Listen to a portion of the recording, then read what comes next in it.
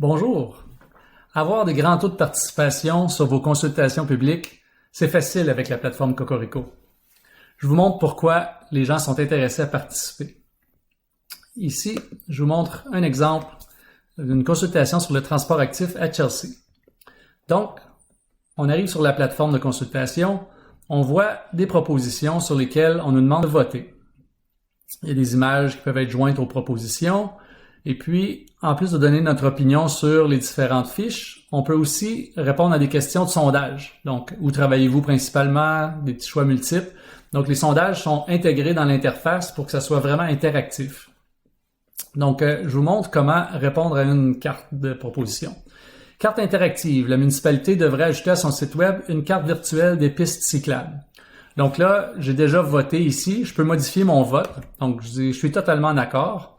Et on vient demander 3 axes différents pour vraiment bien saisir l'opinion des citoyens. Donc, oui, je suis d'accord. Et puis, j'y crois, c'est vraiment possible. On va y arriver à mettre une carte interactive en place. Est-ce que c'est vraiment important pour moi? Oui, j'en brûle l'envie parce que je me sers souvent justement d'une carte comme ça. Donc, je soumets mon vote. Une fois que j'ai soumis mon vote, les citoyens participent. Ce que ça fait, c'est que l'algorithme derrière Cocorico vient tout calculer le niveau de support et d'engagement des citoyens, donc à quel point ils vont être en accord et supporter les initiatives qu'on va prendre. Donc en fonction de ces 3 axes d'opinion, ça vient populer ici les priorités selon les votes des participants. Je vais aller directement sur la consultation qui est active à Chelsea. Donc, par exemple, la liaison aux villes voisines. Je vous montre le rapport détaillé des statistiques. Donc, une fois que les citoyens ont répondu, tout le monde peut participer, tout le monde peut voir les statistiques détaillées. Donc, on voit qu'il y a eu 268 répondants, la répartition hommes-femmes et puis la répartition de votes par genre. On voit aussi par groupe d'âge. Donc, dépendant du groupe d'âge, la répartition des votes. Puis, ce qui est vraiment intéressant, c'est le forum de discussion. Donc, l'espace où les gens peuvent donner leurs arguments, leurs commentaires. C'est structuré pour être vraiment constructif puis respectueux. Donc ici, ce qui arrive, c'est que les gens ont déjà voté et quand ils émettent leurs commentaires, automatiquement, leurs commentaires se retrouvent dans la colonne des arguments, soit en faveur ou en désaccord face à la proposition.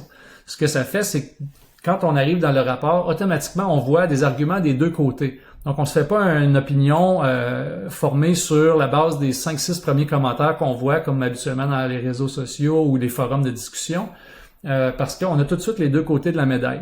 Donc souvent, c'est ce qui arrive, la majorité silencieuse se prononce pas nécessairement sur un micro dans une consultation physique en personne ou elle est pas à l'aise d'écrire un commentaire, sauf que maintenant, on leur permet de simplement voter de façon anonyme puis de venir soumettre leur vote. Puis là, on va chercher tout le pouvoir de vraiment cette majorité silencieuse-là qui maintenant a une voix sans entrer dans un débat public puis une chicane, si on veut.